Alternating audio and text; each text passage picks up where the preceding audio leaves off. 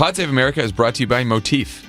Most of you probably recycle. You turn off the lights, turn down the heat. You buy certain brands because you want to make sure that jacket wasn't made by a 9-year-old for a few pennies.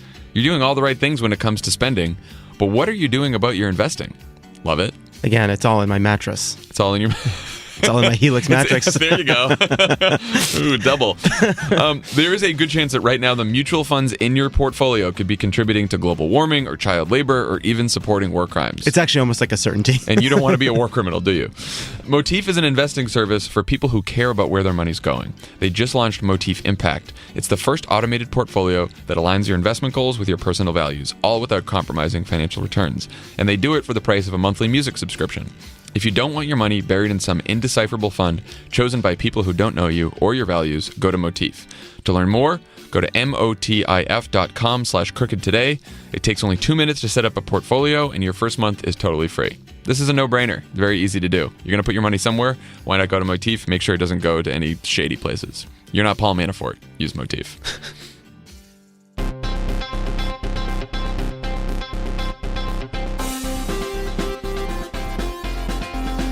Welcome to Pod Save America. I'm John Favreau. I'm Dan Pfeiffer.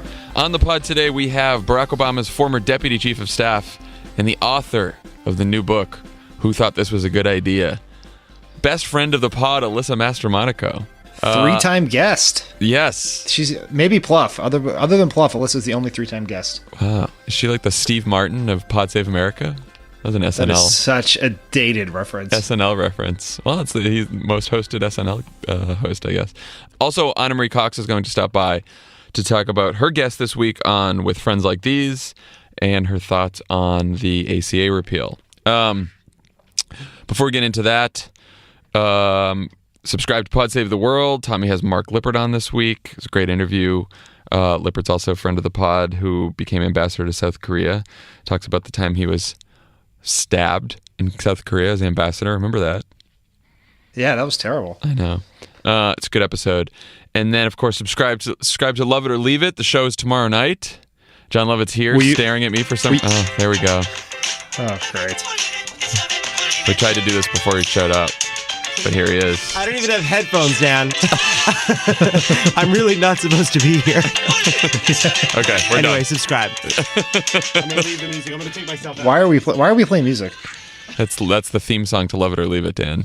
Oh, I see. It'll be in your head forever. It's brutal. Yes. Also, a special announcement today. Tickets are going on sale for the very first Pod Tours America. I like that. It's yeah, a good pun. Pod Tours America. We are going to be in Seattle on Friday, May 5th. We're going to be in San Francisco on Saturday, May 6th. And then here in Los Angeles, Wednesday, May 17th. It's going to be the two of us, Tommy Vitor, John Lovett, friends of the pod, various friends of the pod. And tickets go on sale today at noon Pacific time, 3 p.m. Eastern. And we will all be sure to tweet out the links to the ticket sales as soon as this pod is over. So you might actually see those links first. Great show. Can't wait for it. It'll be great shows. Also, of course, I don't know if you can pay for these shows via Square Cash, but I'm going to do the ad anyway because it's the newest, simplest way to pay people back. Sending and receiving money is totally free and fast. Most payments can be deposited directly to your bank account in just a few seconds. In the Cash App, link your debit or credit card, select an amount to send, and type in a friend's phone number or email address to complete a payment. Money is deposited instantly. Download the free Square Cash app for iOS or Android. Okay, two big things to talk about today. Healthcare in Russia. I don't want to start with Russia because I think it's more important to people's lives, but because healthcare news could break at any moment. So we're just going to wait to save it until the end. All right, so here's the Russia story. I think the biggest news of everything that happened yesterday was the CNN story, which posted like 8 p.m. Eastern. I'll just read the lead. The FBI has information that indicates associates of President Donald Trump communicated with suspected Russian operatives to possibly coordinate the release of information damaging to Hillary Clinton's campaign, U.S. officials told CNN. What did you think when you saw that, Dan? Well, as a communications professional, I would suggest that is not the headline you're looking for if you're the Trump administration. You don't think you don't think they put points on the board with that? There is no whiteboard in the Trump White House that's with message of the day that says Trump associates collusion Russia. It says that the info includes human intelligence, travel, business, phone records, and accounts of in-person meetings. Now, so all of the things. That is all of them. This does not seem... Now, this came after, of course, Monday's news where FBI Director James Comey announced that Trump is under investigation, or the Trump campaign is under investigation. Sorry, could be Trump as well. He wouldn't really say. Who in the Trump orbit is under investigation? We don't know. Various reports have said Michael Flynn, Paul Manafort, Roger Stone, Carter Page, and then also Adam Schiff yesterday, the ranking Democrat on the House Intelligence Committee, said to Chuck Todd, there is more than circumstantial evidence now when it comes to collusion between Trump associates and Russian operatives. He would not elaborate on that because you're not supposed to as an Intel committee member. We'll get to more of that soon. But Schiff took it up a notch yesterday, and then the CNN story broke. So, wow. Yeah, wow was the right answer. Wow was the right answer. I mean, yeah, I don't know. I guess here's my hypothetical question for you on this. Mm-hmm. Let's say that tomorrow James Comey or Adam Schiff went to the microphones and they pulled out a speaker and they played a voicemail from Trump to Putin that said, Vlad, great to talk to you. Would you please hack Hillary's emails? Best, Donald.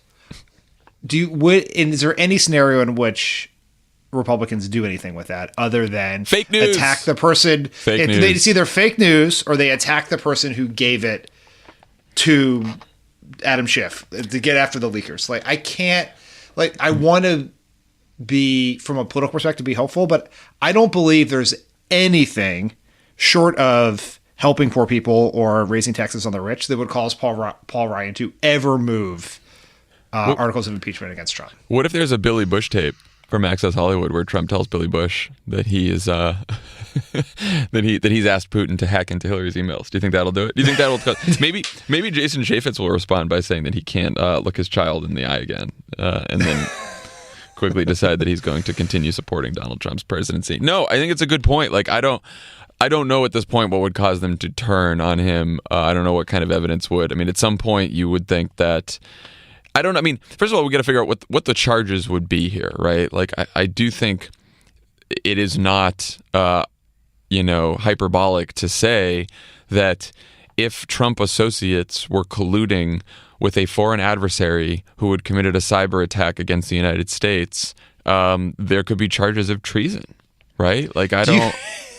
I mean, I know that sounds like a fucking crazy thing to say, but like, what else are you charged with if you're secretly helping a foreign adversary attack the United States?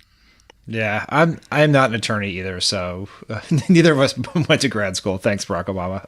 Right. But so imagine, like, to take the. I mean, to me, it seems like treason or nothing. That was my problem. Like, I'm just trying to figure out what other charges there are. Maybe it's not. Maybe there is. It's also very true that they could have said, "Yeah, we heard that the Russians are going to dump a bunch of emails that they hacked from the DNC. Sounds cool." And then, like, there's nothing you can get them on. I don't know. Let's crowdsource this. I imagine we have people with strong legal backgrounds who are friends of the pod, and maybe they can listen to this and they can tweet at us the actual charges that you would bring against Donald Trump and his associates in said situation. Perfect. That sounds like a sound process. Let's follow it. Yeah.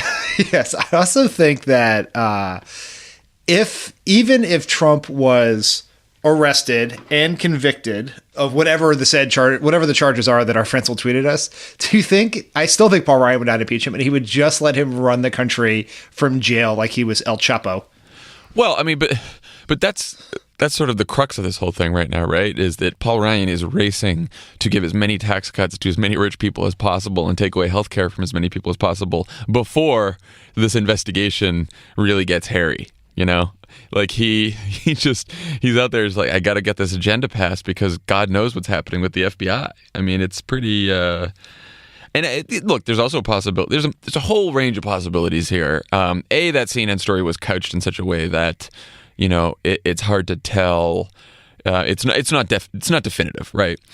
Also, even if it's Trump associates, we don't know. I mean, it seems like it would be very hard to prove that Trump himself knew what was going on or that he was implicated in some way. So who the hell knows where this goes? I mean, again, we've said this before, but it's not like it's something we can talk about in message every day because we don't. I mean, the FBI is moving on their own timetable here. Yeah, it could be months, years before this comes to some sort of resolution. And in that time, many people could lose health care and many rich people could get richer. Exactly. Now, one of the reasons that I think Schiff maybe took it up a notch yesterday and talked about there's more than circumstantial evidence is because his counterpart, Devin Nunes, the Republican chairman of the Intelligence Committee, formerly one of the leaders of Trump's transition team, now the chairman of the Intel Committee, he had quite a day yesterday, didn't he? Yeah. There was an obvious and painful oxymoron joke about Devin Nunes being the head of the intelligence community, which I will not make that. We can save that for Love It or Leave It. But, what a moron. What a moron. The thing that makes it so dumb is, like, there are people who are very malicious, who do malicious things to help Trump. But what Nunes is doing, he thinks he's helping Trump, and he's only making things worse for himself and Trump. Well, okay, so to give everyone some context here, should know that the intelligence committees in the House and the Senate are unusually serious and bipartisan relative to all the other committees in Congress. Yes, right? Very unusual in that sense. Right. But then, people in the intelligence committees in both parties have always taken their jobs very seriously. We had a friend of the pod, Adam Schiff, on. He was very careful not to attack Nunes when he was on the pod because it's his counterpart and he's trying to do this investigation together. They're trying to share information they have with each other before they tell the public, before they tell everyone else. So it's supposed to be a congenial environment. Also, to know, as of yesterday, every intelligence agency in the government, the FBI, the Department of Justice, the Director of National Intelligence, the NSA, everyone, intel committees of both parties, everyone has confirmed that Trump's conspiracy theory about Obama tapping his phones was a complete and utter fabrication. It was not correct. Even Fox News is not standing by Judge Napolitano's reporting. So that's sort of the backdrop of what happens yesterday. So then Nunes yesterday is told by an unnamed source that intel agencies that were conducting what he said was lawful surveillance, which means it was either surveillance conducted on foreign agents or on people suspected of a crime, that surveillance incidentally picked up conversations from some Trump transition team members, possibly Trump himself, because those Trump people were communicating either with foreign agents or people suspected of crimes. And the names of the Trump people ended up in intelligence reports that were shared within the Intel Committee and the Obama White House. And also, Nunes said, none of this had to do with Russia. None of the incidental communications that were picked up had to do with Russia. So this is what Nunes learns yesterday. Upon learning this information, Devin Nunes does not keep it to himself. He does not tell Adam Schiff or any of the Democrats on the committee. He goes to Paul Ryan, and Paul Ryan tells him to go to the White House. So Nunes then goes to the White House and tells President Trump, whose campaign is under FBI investigation, and then Nunes walks out of the White House and tells the entire fucking press corps. What was he doing? I mean, he's a moron. Also, what is Paul Ryan doing? I mean, that's just idiocy on Paul Ryan's part. Because Paul Ryan's supposed to be smart, all evidence to the contrary, and one of his goals is to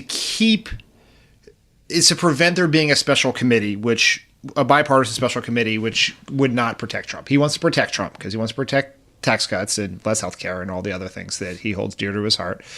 And doing this, he basically makes the argument for the Democrats that we should have a special committee. And I mean, it's idiocy. But basically, what the secret plan that Paul Ryan and Devin Nunes cooked up together was the equivalent of going out there and saying this person is not guilty of murder because I knew they were out robbing a bank at this exact same moment. You're just implicating them. It's so stupid. Well, it's so funny that Trump, the White House, some of the Fox headlines were like, the Trump White House, or Trump feels vindicated by this because he said people were spying on him.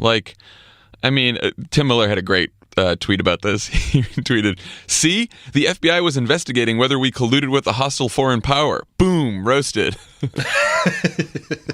Like, what was that? Why do they care about that? Also, like, did Nunes leak classified information after a hearing on Monday where all he talked about was finding leakers of classified information and how awful they were? Just so dumb. It's just so dumb.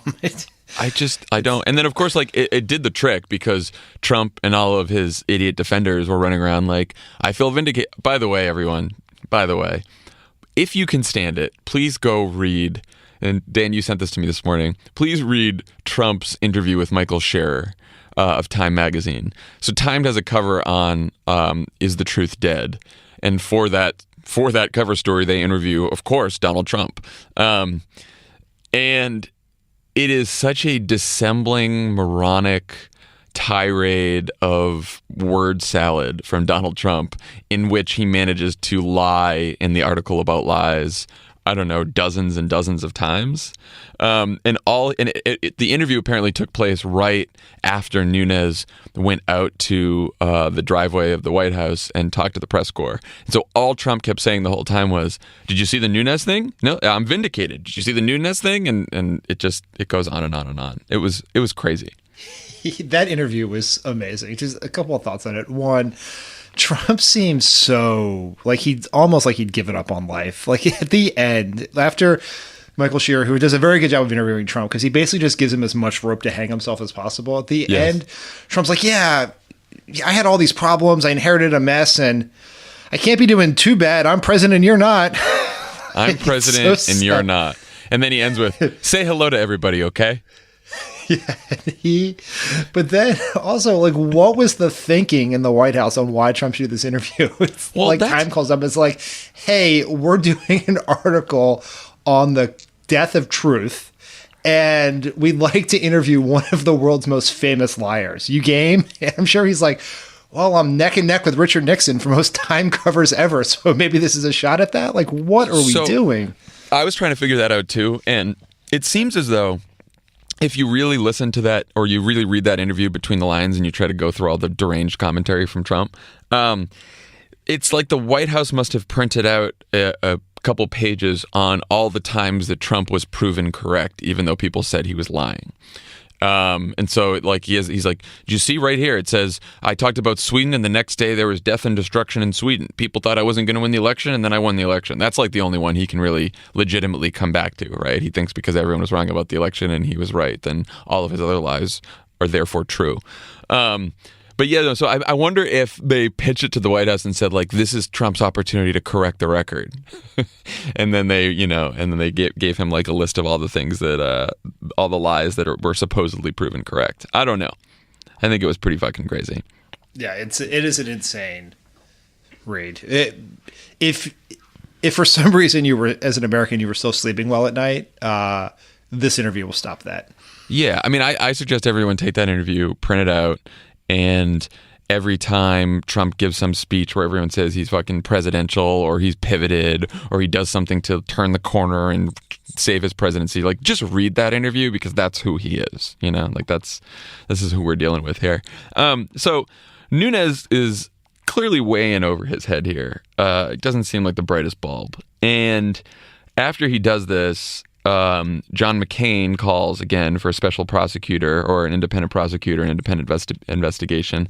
I don't know whether that comes to pass or not. It seems hard for enough Republicans to get to a place where they're asking for or they're allowing an independent investigation, right?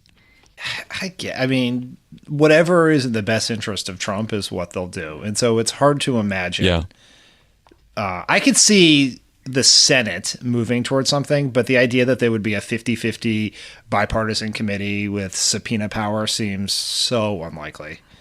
Yeah. I just can't imagine what these yahoos would ever. They will never do the right thing. Like, I hate to be so cynical, but they will never do the right thing. Yeah, I mean, at least enough of them won't. I mean, I'm good for McCain for calling for that, but yeah. It's like it's the usual suspects of like McCain, Lindsey Graham, and no one else. So yeah, I'm like Jeff Flake on a right on a good Jeff day. Flake when he's worried about his reelection in 2018. I mean, Now, it's interesting that all this Nunes and the time and the CNN story sort of overshadowed the morning's news about Russia, which was an AP report that Paul Manafort, Trump's campaign chairman, secretly worked for a Russian billionaire to assist Vladimir Putin for $10 million a year. Manafort proposed a plan to influence politics and news coverage in the U.S. and Europe, and had this deal from 2005 to 2009. And then he became the Trump campaign chairman. Well, John, to be fair, he had a limited role for a limited amount of time. That's from our boy Sean Spicer. That was his explanation. Manafort played a limited role for a limited amount of time. Manafort was campaign chairman for longer than Steve Bannon was campaign manager. And we only have to look back to Sean Spicer himself, who said very definitively when Paul Manafort came on board that, quote, Paul was in charge. I mean, maybe it was hard to get into the 140 characters, limited time for a limited scope of work, but we get the point. And where was Paul Manafort living when he was working for Putin? Trump Tower. Huh. Interesting. Trump Tower. Does anyone else live in Trump Tower that we know? There's so many crazy coincidences here. All this Russia stuff. It's amazing how many coincidences there are. I don't know. I feel like Paul Manafort, things are not going to end well for him. Yeah, it's notable. At the very least, it seems like Paul Manafort could be in trouble. Yeah, at bare minimum, Paul Manafort could be in trouble. Who chooses to live in Trump Tower? That's Russian agents, I guess. Russian agents, yeah, Russian agents and Donald Trump. So with this cloud of investigation hanging over the Trump administration, Chuck Schumer, leader of the Democrats in the Senate, said that, quote, I'd like to point out that it is the height of irony that Republicans held the Supreme Court open for nearly a calendar year while Obama was in office, but are now rushing to fill the seat for a president whose campaign is under investigation by the FBI.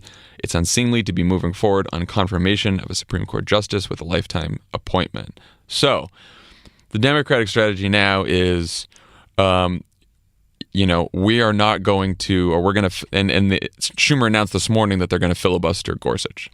So the strategy is basically like, you guys held this seat open and wouldn't give a hearing to Merrick Garland because it was a year left in Obama's term, even though he won by 5 million votes in 2012. But yet this president is currently under FBI investigation, and you want us to move forward with a vote on someone who's going to get a lifetime appointment. You know, I first heard the strategy and I was like, I don't know, is this right? But it sort of makes sense to me now. Yeah, it is. I don't know that it'll be successful in the end, right, because Republicans control the rules here.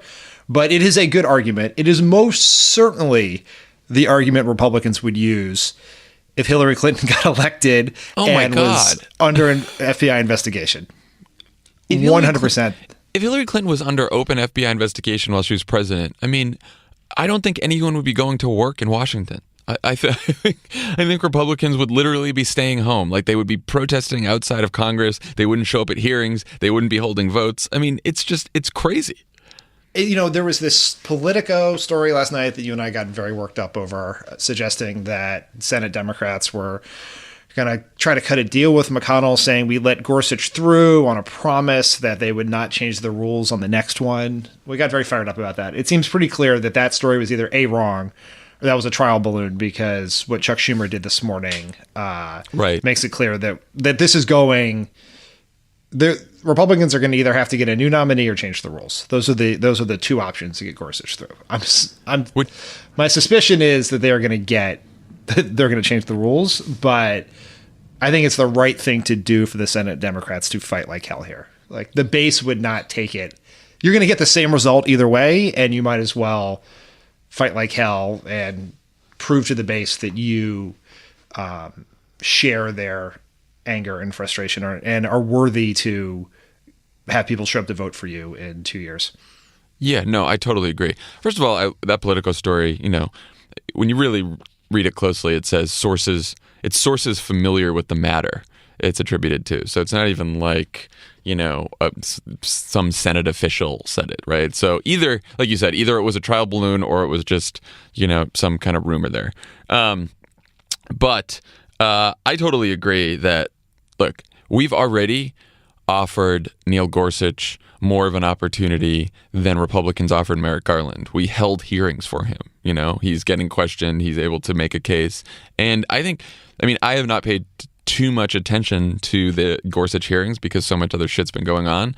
But I was reading about some of it last night. And, you know, the Democrats have been pretty great on that committee, on the Judiciary Committee, in asking him pretty pointed questions and sort of exposing him as a far-right justice, or that he could be a far-right justice with a very, very conservative ideology. And like that alone doesn't disqualify you from a Supreme Court seat, but coming on the heels of what they did to Merrick Garland, which was not even give him a fucking hearing, yeah, I think it's fair. And any Republican now who's like wringing their hands like, how could Democrats not vote for this qualified guy? How could they block him? I can't even imagine. You know, like, well, you were just fucking here 2 years ago when you sat around and wouldn't even give an eminently qualified jurist a hearing for the first time ever. Yeah. I mean, all is fair here, and the Republicans will absolutely wring their hands, and Mitch McConnell will, with a straight fucking face, complain about Democratic obstruction and straight all face. Of that. Yeah, because he has no soul. Speaking of no soul, let's go back. Let's go to healthcare. The effort to repeal and go fuck yourself, yes. Which is what Republicans are saying to America. I think they may be repealing and fucking themselves. Repeal and go fuck themselves. All right, state of play here. Who the hell knows? We don't. It appears that...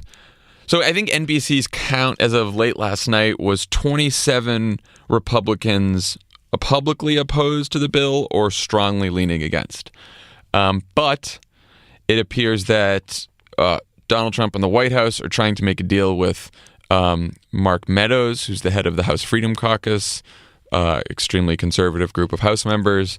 And they're trying to make a deal that appeases the Freedom Caucus because most of those no votes are coming from the Freedom Caucus, who believe that the bill is not conservative enough. It doesn't take away healthcare enough. So they're in these negotiations, and we have no idea like whether they'll strike a deal in time for this vote, which is supposed to be late tonight sometime. Hopefully, at least it's not going to happen during this podcast. They haven't scheduled it yet. The House Freedom Caucus is in the White House Cabinet Room as we record this for these negotiations, mainly between, it seems like, Mark Meadows, the head of the Freedom Caucus, and Bannon, although Trump just walked in the room per Twitter. I'm keeping up to date here as this is real-time shit. Yeah. And if they cut this deal, I imagine it will pass. They will lose some other less non-member. I don't want to use the term moderate because there are no moderates left. But sane, maybe. I don't know. I don't even know. I don't know if they're sane either, but no, just Republicans are not members of the Freedom Caucus. Good. Who may happen to be in blue states, and because they are. I mean, this is an interesting thing because with every additional Freedom Caucus vote that Paul Ryan and Steve Bannon and Donald Trump get, it makes it less likely to ever pass the Senate. And to get into some like dorky parliamentary maneuvers, because they are doing this on a budget bill, it has to be strictly about taxing and spending, basically. And so they can't change the changes that the House Freedom Caucus wants. Make it, according to many people, many people are saying that the changes they are making will make it so you can't do it on only 50 votes in the Senate. You would need 60. So they would kind of have to start over in the Senate. So it's not entirely clear what is happening other than Paul Ryan and Donald Trump get to avoid being embarrassed. Yeah. And Democrats get some really great ads to make against the Republicans who voted for this shitburger. Yeah, it seems like the only things that Ryan and Trump are thinking about is A, how can we win? And B, how can we not embarrass ourselves? And Trump clearly doesn't know what the fuck is in this bill. He probably couldn't sustain an interview on policy, healthcare policy for more than 2 minutes. He couldn't sustain an interview on his own statements with Time Magazine today. Exactly, right. And so... Yeah, I mean, look, John Harwood tweeted this morning. He was like, is he still a master negotiator if his starting position was healthcare for everybody? and basically he's trying to move the bill so far to the right that it like covers fewer and fewer people and offers them shittier and shittier insurance. Like, yeah, I guess you can be a master negotiator. Like, if this passes the House, it's not because he's a master negotiator. It's because Trump has no principles and doesn't care what he gives away. Like, if you're a negotiator whose position was take anything, I don't care, then yeah, you probably could be pretty successful. And we should tell people what they're trying to do now. What the Freedom Caucus wants is for the Trump administration, for this bill to remove the essential health benefits that were required by the Affordable Care Act. So what does that mean? In the Affordable Care Act, basically we said, okay, right now insurance companies can offer people really shitty insurance plans that don't cover almost any services. So here is a list of health benefits that every insurance plan in the country is required to cover. And those benefits are, so that means that insurance plans, so if they take away these health benefits, it means that insurance plans are no longer required by law to cover the cost of doctor's visits, trips to the emergency room, hospitalization, prescription drugs, pregnancy-related care, and substance abuse treatment while we're in the middle of an opioid epidemic. So like, that is like, what use is that health insurance if it's not even going to cover emergency room trips or hospitalization or doctor's visits? I mean, it's really, really bad. It's so funny. Hospitalization. You will not cover trips to the hospital. Well, I mean, hospitalization and doctor's visits together are the best. It's like, what else is healthcare but trips to the doctor or trips to the hospital? And prescription drugs, right? Like, those are the three ways that you use healthcare. Or an ambulance ride to the fucking hospital. I mean, it's so bad. It's so bad. It's basically the new strategy is we're still going to take healthcare away from 24 million people, but the people who get to keep healthcare, that healthcare is going to be even shittier than it was before.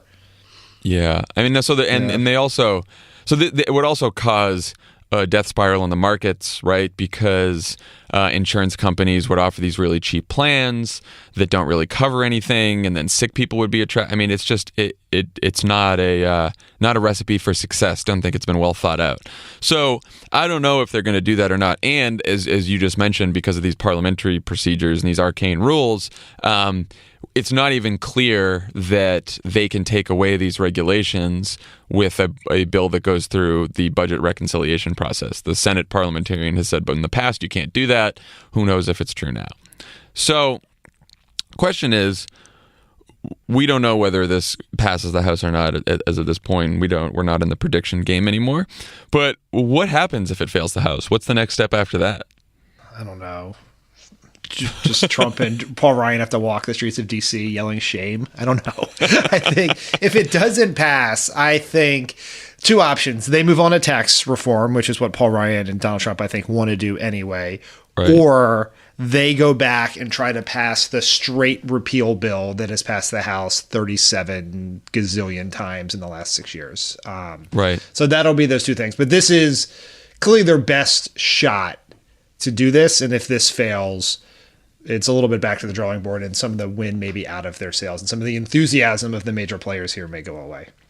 And if it passes, I still think there's a very strong chance it dies in the Senate, because already you have, like, they can only afford to lose 2 Republicans in the Senate. They already have 4 or 5 Republicans on record saying they absolutely won't support this bill. Of course, the question is, if it's a very conservative bill, then maybe the people who've said no, like Rand Paul, Mike Lee, Ted Cruz, Tom Cotton, maybe they become yeses. I think the moderates who've said no are, Susan Collins and I don't know if you can call him a moderate, but Dean Heller's up for election in 2018. So I think you'd still need to find 3 moderates in the Senate to make sure that it dies. So this thing is still alive, and people should still fight this with everything you have. One suggestion we got from our friends at Move On and Indivisible, who are working together with a bunch of other groups, is on Friday, they want everyone to take a big stand. So after the vote, if the vote happens on late Thursday, what they want everyone to do is to make a homemade sign, show up at their local congressional office at noon to chant, take a picture, post the sign online. So just go to look up the nearest office for your member of Congress, go at noon on Friday. And the idea is if your congressperson made the right decision and voted the right way, you want to praise them and tell them it's great. If they voted the wrong way, you want to apply enormous amount of public pressure, because it's important to understand that even if it passes the House tomorrow, it's going to go back to the House again after it goes to the Senate. It's going to go for, it's probably, or the Senate's going to be impacted by this, right? So like, you still have an opportunity to make a difference once this passes the House. It is by no means the end of the story. So a big show of force on Friday to tell your member of Congress that they either voted the right way or the wrong way is very important. So find that local office, go there, protest outside the office, post it online, send around pictures, and keep calling. Keep calling your members too. When we come back, we will have Alyssa Mastromonaco. This is Pod Save America. Stick around. There's more great show coming your way. Will Paul Ryan deliver the votes on the healthcare bill today? Probably not, because it's not as good of a service as Postmates. Maybe if Ryan used Postmates, he would deliver those votes. Also, Paul Ryan charges seniors tens of thousands of dollars for delivery of a healthcare bill. But if you're a first-time user of Postmates, you haven't used it yet, it delivers food, it delivers stuff, it delivers everything. Go download Postmates and put in the code CROOKED for $50 free delivery on Postmates. That's a bunch of free deliveries. Just do it. Pod Save America is also brought to you by Squarespace. If you've ever tried to start your own website, you know what a hassle that can be, especially if you don't know what you're doing. Make your next move, make your next website with Squarespace. Create a beautiful website with Squarespace's all-in-one platform. There's nothing to install, patch, or upgrade ever. Squarespace provides award-winning 24/7 customer support and will help you get your own custom domain with an experience that's fully transparent and simple to set up. Make your next move, lock down your domain, and create a website to launch that idea. Use offer code CROOKED for 10% off your first purchase of a website or a domain. That's CROOKED for 10% off your first purchase of a website or domain with Squarespace. I don't know what they mean when they say make your next move. Very into that sentence, make your next move. It's their theme. Make your next move. It's the ad campaign. I think that somebody sold them a bill of goods. You should still use the company, though. On the pod today, we have new author and friend of the pod, Alyssa Mastromonaco. Her book is Who Thought This Was a Good Idea? Alyssa, welcome. Welcome back. Bros, friend of the pod. You are the ultimate friend of the pod. Best friend of the pod. Best friend of the pod. Has anyone been on the pod more than I have? We were just saying that at the beginning. I think you're holding the current record. I hope that means I get like a appearances. sweet velvet jacket like they get on SNL. We'll work on one for you. Exclusive merch just for you. I stayed up late last night and finished the book. It's like That's big I don't for read you. books a lot, Alyssa. You what? I don't read books a lot. I know. You're like me. It was outstanding. I often describe I'm really proud of describe you as one of the greatest writers of our generation and one of the worst readers. That's an accurate description. But that's okay, because so many people have said that my book reminds them of Mindy Kaling's book, and it might be because that was the last book I read. Well, first of all, you did an outstanding job. It was so enjoyable to read, and I think it's going to have a lot of good advice for people in it as well. I hope so. What made you write it? Like, what were you thinking before you decided to sit down and do this? Mostly that, like, if you read all the other books people do when they leave the White House, they're sort of like stuffy and really long. And I thought that I could just do something that made working in the White House seem sort of accessible. I might have jumped the shark since now, like, Donald Trump thinks he can be in the White House, but what are you going to do? I mean, I noticed that too. Like, the theme of the book, in my view, was, politics often plays out like it does on Veep. But what you were trying to argue is most people making decisions are working really hard and trying really hard to do the right thing, right? That's sort of the theme. How do you feel watching this White House? I mean, you know what it is? It's like we all know that, politics is a pendulum. It swings back and forth. There's always a winner and a loser.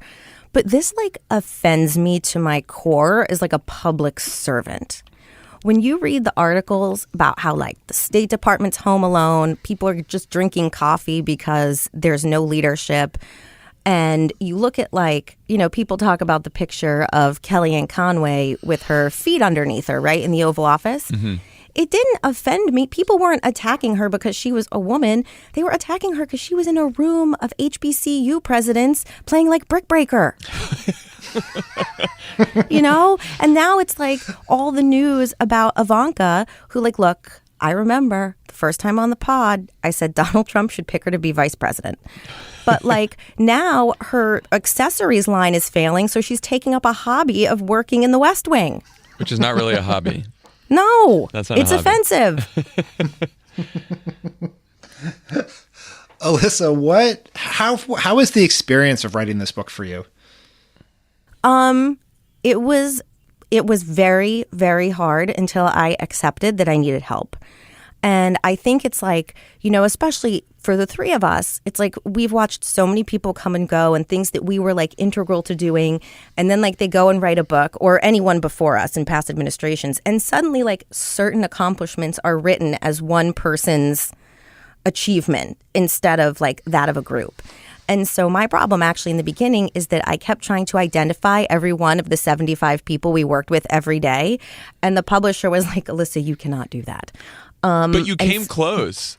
I thought I tried. You mentioned more people that we worked with than I've seen in any other book about the Obama White House. Like it was really good. Almost every other sentence you were like, and then so-and-so was helping me, and this person was in the meeting, and they were responsible for this, and they did a good job planning this trip. So I thought that was really nice of you. So what happened is the thing I wanted to do was only tell the stories that I saw as my stories, and not like, talk about healthcare. It's like I didn't really have that much to do with healthcare. Happy anniversary, by the way, guys. Happy 7 years ago today. 7 years, ACA. And now the Republicans are like, we'll really shove it down their throat and try to pass it on the same day. It's like, what assholes. But no, so I was like, finally, I decided to get a co-writer, this woman, Lauren Euler, who I met at Vice, who worked on Broadly. And she helped me actually order and sequence the story so that I could introduce a person one time and then have them repeat throughout the book. So that like, after chapter 4 or page 2 or 3, you two are literally just known as Pfeiffer and Fabs. No description needed. I got very nostalgic when you talked about, and I had forgot about this, in the Senate in 2005 and 6 when we'd have tough Thursday nights, we'd meet for breakfast on Friday, you and Tommy and me, and French toast. And have French toast. When you say tough Friday nights, do you mean like a votorama? Were you up all night just counting votes? No, I think we were drinking too much. We were at that place on the corner. What was that called? Like Red River or whatever? Yeah, it's terrible. What's your favorite story in there? I want to hear from you because you had a lot of good ones, but there were which one stands out? My favorite story is probably meeting the Queen. Our trip to London. You guys were both there. How can we forget that trip? I don't know who I thought I was. I think that my body, like my spirit, hovered over my body as I literally like tried to curtsy to the Queen as Flotus and POTUS are looking at me like, Alyssa, don't go. Like they looked at me like I was some sort of weird stalker that might lurch at her. Remember you guys pushed me to the front. We were all standing around and like who was gonna meet the Queen first, and you guys were just like just go. And I had no. You can do it, Fabs. You're handsome. Capricia Marshall, our chief of protocol, just pushed me forward, and I was like, I don't think I spoke any words to her. I think I just mumbled. And President Obama introduced me. He's like, "This is my speechwriter, Jon Favreau," and I'm like, "Your Majesty," and I sort of like bowed and just ran away. It's better than the time, which I think is a story that's not in the book, than when we went to Saudi Arabia. Oh, yeah. And typically, women don't meet King Abdullah. And, and Valerie Jarrett and I were supposed to just like skip when we got off the plane. There was a receiving line and the king was there and we were supposed to skip it. But then the Saudis were like, no, go through it, but don't touch his hand. And so when POTUS was introducing everybody, he's like, and this is David Axelrod, my senior advisor. And then he got to the two of us and didn't know what to do. And he literally said to King Abdullah, this is Valerie and this is Alyssa. And he was like, just go. He gave us a face. He's like, just go. Just go. Just go. But that trip to London was something. And then remember David Beckham? He was giving you eyes, right? You guys, let's just talk about David Beckham for a second. He thought I was so hot. He could not keep his eyes off of me. You guys doubted me. And then I had a little too much champagne and regaled Colin Firth with impressions of himself in Love Actually. I believe you were shouting about Uncle Jamie, right? We love Uncle Jamie. We hate Uncle Jamie. That was the best of all the trips, I think. That was by the far. best trip ever. Yeah. So this book also has a lot of advice for young women who want to get into politics. What would you say that advice is? You mean how to beat down the bros? How to beat down the bros. Yes, let's get into it. To bro or not to bro? No, see, and I actually, one of the points, and I don't know if you guys picked up on it, is that, for women to default to something, as sexism, what I actually found in the White House is that there was actually more ageism than sexism. And that I felt like, someone asked me a question about, remember when Bob Gates wrote his book and said that he basically had to deal with these snot-nosed kids? Yes. I do remember that. Thanks, Bob. And so thanks for that. And thanks for Rex Tillerson. Doing great, Bob Gates. But it's I actually, when I think about it, I'm like, okay, right now, if someone gave me, at 41 years old, if someone gave me a 25-year-old and was like, here's your deputy chief for operations, I'd be like, fuck off. And so I guess I have a little sympathy for Bob Gates, but what I tried to impart is that it's not always just about being a woman. Maybe sometimes people think that you're succeeding at a very young age, and that's a compliment. So you just got to bowl through it. And also having two bro friends that understand when you're melting down and give you video games to play so that you cheer up is also super helpful in being successful. Look, and you've been there when we've melted down as well. So, which also it's happened true. frequently. The ageism thing is, look, when people attack the Trump White House now, it's I don't think it's because there's a bunch of, completely inexperienced people who are too young. The president is super fucking old. They're deeply and evil. He's the biggest idiot of all. Yes. And it's not just inexperience. Barack Obama didn't have a lot of experience when he got to Washington, It is, and you get to this a lot in your book, it is just the failure to even try, Yes. And I do think that, at least in our White House, and, I would say probably some people in the Bush administration, even though we didn't disagree with them, and people in the Clinton administration, and people in every administration, they take the job somewhat seriously, even if we strongly disagree with what they're trying to do. And that's one of the things that sort of really enrages me the most is that when we transitioned and the Bush folks gave us information, I'll just speak for myself. They gave me binders and binders, and they gave us, sort of tutoring sessions. And I appreciated it so much that when we started thinking about, how were we going to do things, I didn't feel like blowing up everything they did just for sport. And I really think that that's what it feels like, everything that the Trump administration is doing right now. They're not looking at what we did and thinking about it and being like, maybe that's not a bad idea. They're just like, fuck it, Barack Obama did it, boom. And that's the part. It's not even, it's made me look at partisanship actually in a different way. Because what would we give to have Mitt Romney right now? Alyssa, I got a couple questions for you. One, I want you to rank the experience of meeting the following people. Okay. 1, Bruce Springsteen. 2, the Pope. 3, the Queen of England. So, I didn't meet Bruce. Oh, you talked to him on the phone, which is one of the better parts. He called parts. me, which was awesome, but I was also like, you're super busy. You can go now. I would say the Queen. But also tell people why he called you. He called me because it was during Hurricane Sandy, and everyone in the White House had abandoned me to go on a road trip with Jay-Z and Bruce Springsteen. And I was left in the office, and everyone who was with POTUS and Bruce Springsteen and Jay-Z was like, oh, we should throw a bone. And so Bruce called me to thank me for all that I was doing for New Jersey, and it was awesome. And I basically sat at my desk and sang Bruce Springsteen songs to myself for the rest of the night. Oh, that's really nice. But I would say, the Queen, I'm not super religious. I thought that the meeting the Pope and being in the Vatican was just who the fuck gets to do that? We had an audience with the Pope. That's amazing. But in terms of a lifelong dream, I got to put the Queen at number 1. Nice. I just wish that she would have taken me in her Range Rover with her 2 dogs and her purse for a spin around Buckingham. It would have completed the experience, but it was quite good enough. Next time. How are you thinking?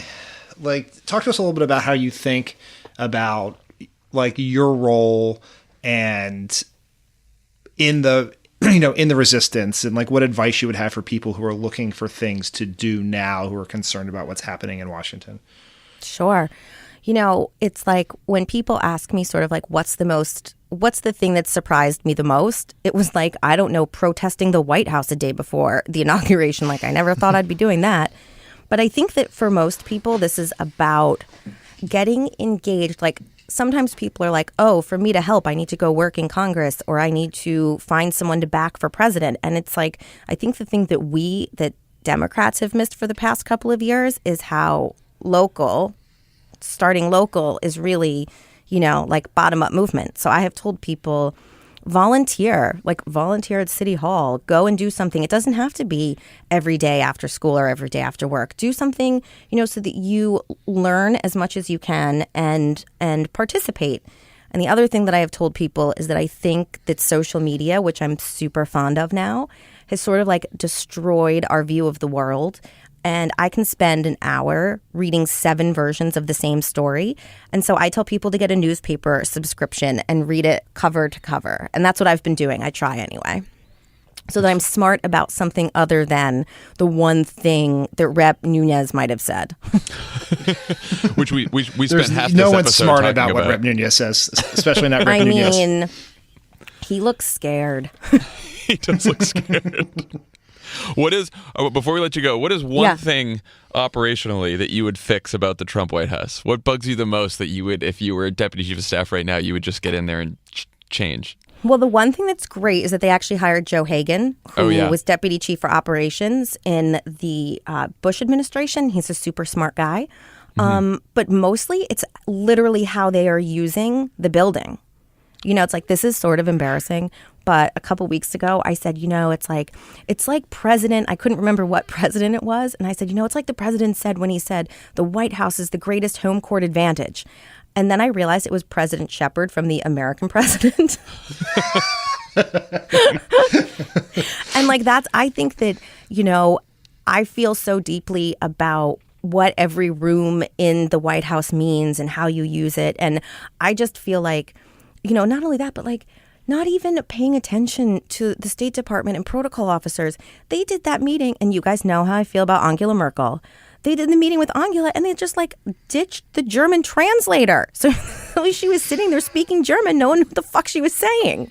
I didn't even know that. Yes. And so mostly I wish that they would just understand that certain things have been in place, protocols and such, for years and years, not just for us, but to make other people feel comfortable. And like, really, can you just bring it back? Because it's painful to watch.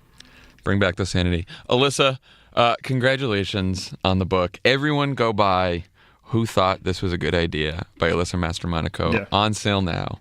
Bros, I love you. Thank you for having me on. It's so good. We're so excited. I've actually read it twice in my attempts to upstage John, who read it once. Everyone needs to reread. It's so read good. The part like over and over about how Pfeiffer and I say goodbye to each other on my last day in the White House.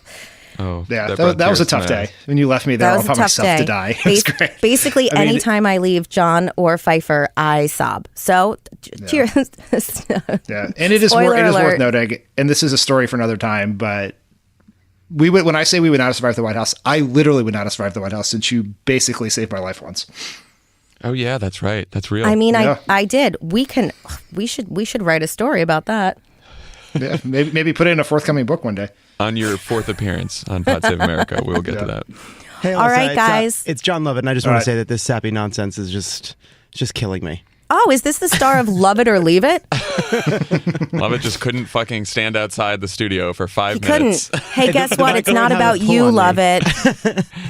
I just wanted to say hi. Did you read the book? Yes, I loved every part of it. Are you lying? Lovett only reads the mentions on his own tweets. I'll check the index for my name. You won't be happy with what you see. Yeah.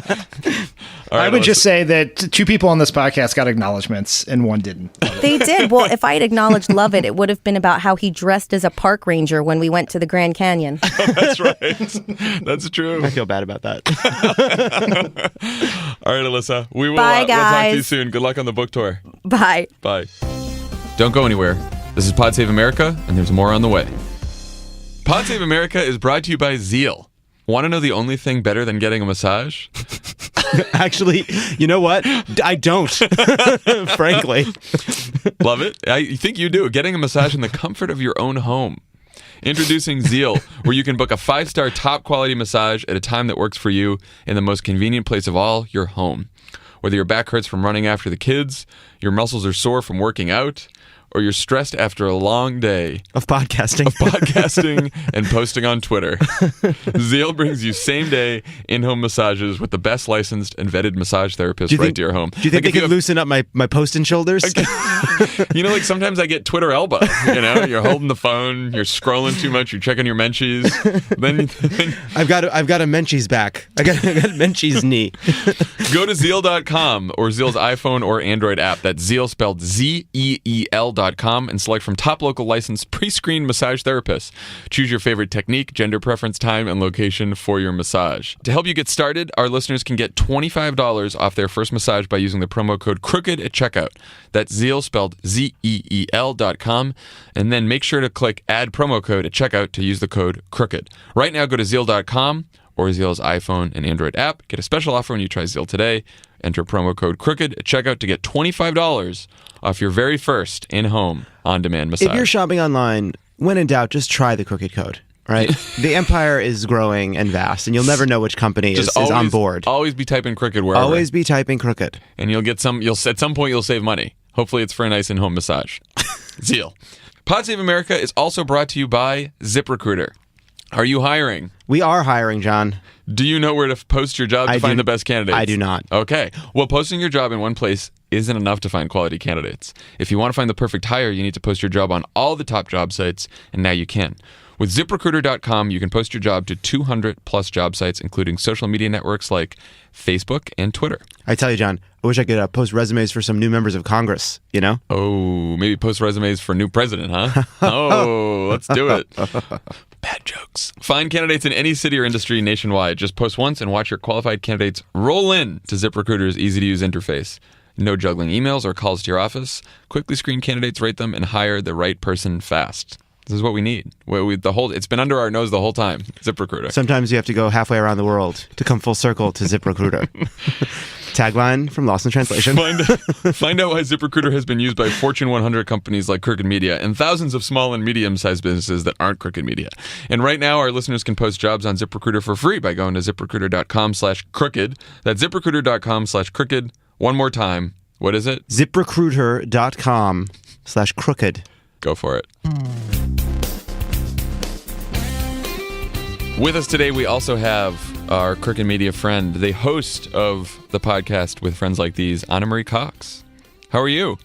Well, in Trump-adjusted terms, I'm fine. Yeah, before we talk about your show this week, what do you think about what's happened this week? I mean, we spent most of the show, we did half on Russia, half on the Affordable Care Act repeal attempt. Thoughts on either? Both? I think the Russia stuff is obviously really important, and there needs to be an independent investigation. But I'm really stuck on the ACA repeal because, as you know, I myself am in long-term recovery, and I am a part of a community that's, dealing with substance abuse issues. And there's been so much progress made under ACA on that, and this bill just threatens to rip that apart. Yeah. It is a giant fuck you to anyone in the country that has been struggling with the opioid crisis, which kills 52,000 people a year. Oof. Yeah, it is a 9/11 every month. That is the way people talk about it now. It's like the way that the substance of this bill, this happens to an extent with everything in politics, but to the extent that the substance and policy behind this bill has been completely separated from the politics of passing it is just incredible, right? That like the day before they pass this bill, they're going to change it to take away coverage for substance abuse or prescription drugs or hospitalizations or emergency room care, especially after, like you're saying, how many times did Trump and the Republicans during the last campaign talk about the opioid epidemic, right? Like every day. Yeah, It is almost every day because people brought it up. Because Right. it's hitting those white working class communities where Trump did well. It is statistically affecting those communities more. And it won't just be if they take away the essential health benefits, by the way, because of what they've done to Medicaid in the bill as it stands. Like right now, I looked this up before talking to you guys, Medicaid covers a quarter of all substance abuse treatment in the United States. A quarter. So imagine if that's taken away. Imagine, because a lot of the treatment centers in the U.S. are small, kind of like one, like small person shops, let's say. They're basically like, and all they do is substance abuse disorder. They're not like a hospital, right? Where they're providing like a suite of different kinds of treatments. These are small places, usually like what we call in my community, like street level treatment. And they probably are getting most of their coverage, most of their payments are through Medicaid. If you're some small street level treatment center in Ohio and Medicaid expansion gets taken away, you shut down, and not only people covered by Medicaid can't receive treatment through you, but no one in that community can receive treatment through you. And there's already a massive shortage of hospital beds. Something like 40% of the counties in the U.S. have no treatment centers in them. Yeah. These are not good people. I mean, just to be blunt about it. You guys kind of are at least generally kind of familiar with this stuff. Like, you understand the depth of depravity here, like what they're doing. Yeah. But it is breathtaking. It is just hard to get your head around, like, the way that this just screws the people that put Trump in office. Like, just, I know that there's like some, on Twitter, some people are like, oh, well, it's hard to feel sorry for them. They deserved it. I defy you to go into these communities and see what's happened to them and not just get angry. And angry at Trump, let's face it. I'm not angry at those voters. I'm not angry at the people that are struggling with this. That is the worst response, that it's the voters' fault. They deserve all the pain they get. It's just the worst. There's also a response, though. I saw like Mike Lee's communications director was on Twitter yesterday saying, well, the Affordable Care Act helped cause the opioid epidemic. It made it worse. And I couldn't even follow the reasoning, like, because these people were having access to more care and prescription. I couldn't even follow it. It was crazy. But like a number of conservatives were making that argument on Twitter yesterday. Yeah, okay, allow me. All right. Even if that was true, like, that's still not an argument for exacerbating the crisis. Well, of course, yeah. No, I mean, right. So first of all, I highly recommend. There's a book out there, Dreamland, which is about the opioid crisis. Oops, sorry about that. Anyway, there's a book out there, Dreamland, about the opioid crisis. I'm blanking on the name. Sam Quinones. That's the name of the author. And he documents the way that the drug companies are responsible for this, and actually the lack of care. Because what happens is people are wondering why this is mainly affecting a lot of Rust Belt communities and working class communities. You can trace the roots back to, places like Kentucky, where there's a lot of manual labor. People get hurt, right? Mm-hmm. And they get hurt on the job, and their HMO, let's say 10 years ago, doesn't give them the option of like long-term rehabilitative care. They say, have a few oxys and get back to work. And that is how the pain pill epidemic started in these communities, because it was cheaper to dope people up and get them back to work than it was to do any kind of long-term care to get people like actually healthy. And that's the origins of this. And then it just gets worse, because doctors were being encouraged by big pharma to prescribe them. Because again, it's like so much more profitable to prescribe a pill than it is to give someone the kind of like treatment, sort of multi-level treatment for pain that actually works over time. Oof, God. Not a good bill, people. Not a good bill. It's not a good bill. It's not a good bill, and it's cruel. I mean, it's more than just not a good bill. I mean, I think that this gets to the heart of like what's wrong and what's infuriating about Trump. And I have to turn my notifications off. I'm sorry. It gets to the heart of what's wrong and what's cruel about him. I would hope that this is the kind of thing that even his supporters are going to start to see through, right? I mean, yeah, no, I think they will. I mean, Dan, what was the poll you were just telling me right before we called Ana? It was like the Quinnipiac poll has the ACHA, I guess we call it, underwater Trump care or wealth care, underwater by I think 46 points among non-college educated whites. Yeah. Yeah. That's probably that's a worse score than he's ever gotten with them. Yeah. And I have to think that this matters more than Russia to them. I think so, for sure. Matter, but this is where they live and breathe, or don't live.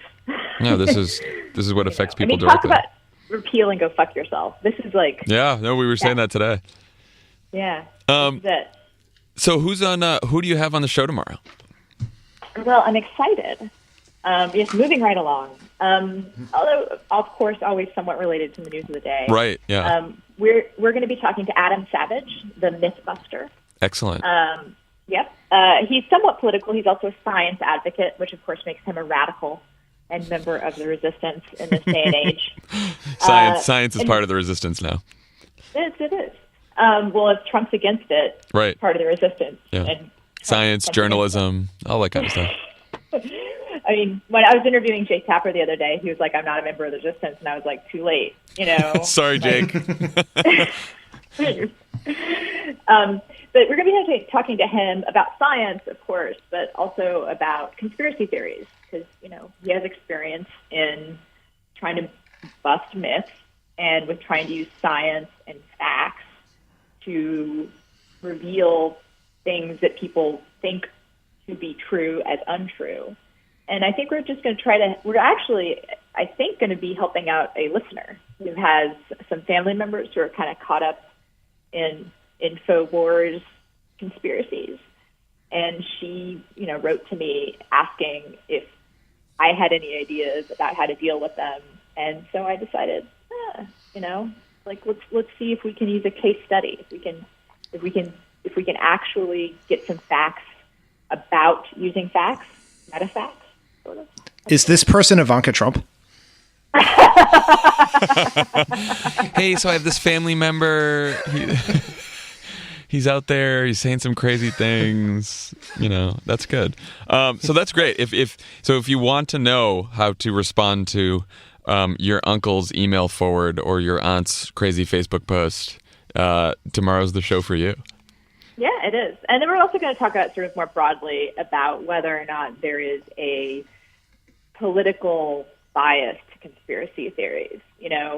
Interesting. Because it's true that if you happen to be aligned with the ideology that's not in power, sometimes conspiracy theories can get more appealing. As listeners might actually feel themselves.